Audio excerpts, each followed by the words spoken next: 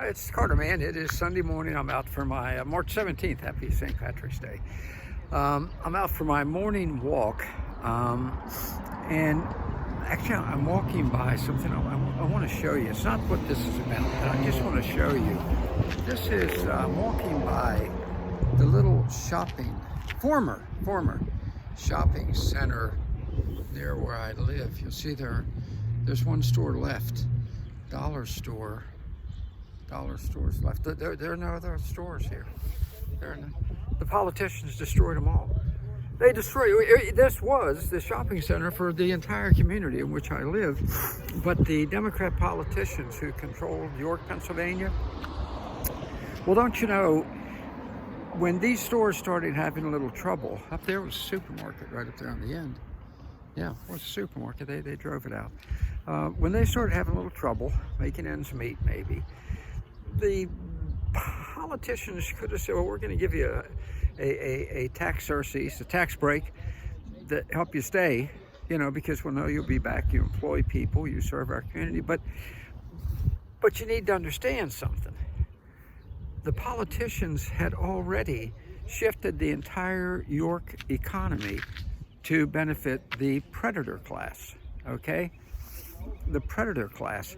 The predator class that in 1969 perpetrated the riots that destroyed downtown York, drove out all the gorgeous stores that had been there, drove out the factories. We used to have 3 blocks from my house, York Peppermint Patty. It's long since gone. The predator class decided they wanted more, and so the York politicians revamped their entire budget process, not to help out anybody like this who was productive, but to give more rewards to the predator class. Okay? Just a note there.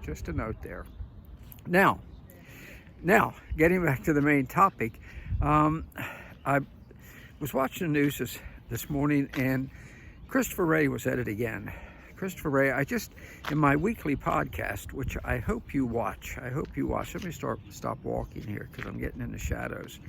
That I hope you watch. I named Christopher Wray the most dangerous man in America. And watch the podcast. Go to constitutionalrightspac.com, constitutionalrightspac.com. Watch it. I explain why he is. But we saw another example. He just went before Congress with his screed, his panic, his hysteria over China. Now, let me get his sneer he always has. The guy, the little wealthy boy, born to wealth. Everything he's ever gotten is because his wealthy daddy made sure he got it. Mediocre lawyer who worked for a top Washington law firm. Wonder how that happened.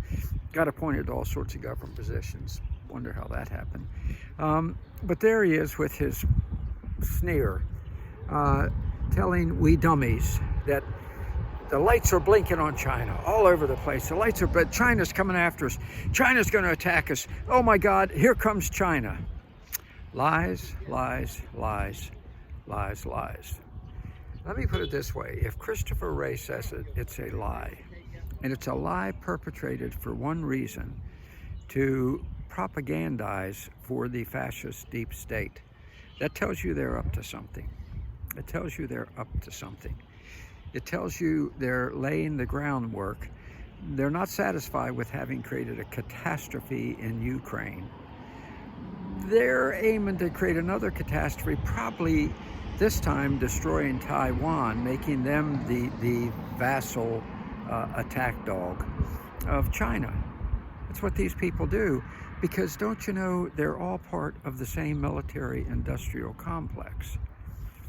How do we make sure the weapons builders and the munitions makers continue to get wealthy? Well, there's Christopher Wray with his kind of between a smirk and a sneer, playing us all for fools once again.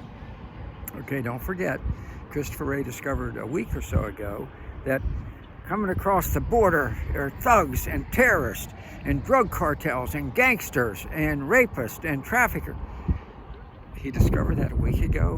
We've been saying it ever since he teamed up with Biden to open our border. Yeah, Yeah, he was part of the team that did that. Okay? Trust me, they all got together, and as Biden announced at the beginning of his administration, his traitorous policy to destroy our border, and they agree with him. That's what they do. I shouldn't say they agree with him. I doubt that Biden at the meeting really had anything to say. He probably was sitting there playing with his ding-dong, which I think he usually does in meetings, while his handlers outlined how they intended to throw open the border, bring in these people, and then utilize them at the proper time. What'd you say? Yeah, that's what I said.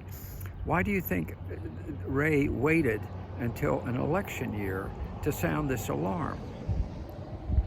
Sowing fear, laying the preparation in case he needed to use them for real riots come this summer if Trump is too far ahead.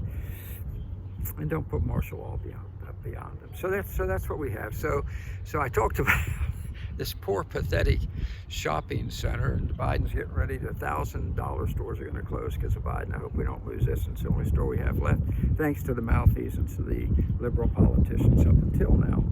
But the Wray situation, he's done it again. Be careful of this man. When he says something, always think what's behind it. What's he really up to? None of which is for your good of mine, the good of the country.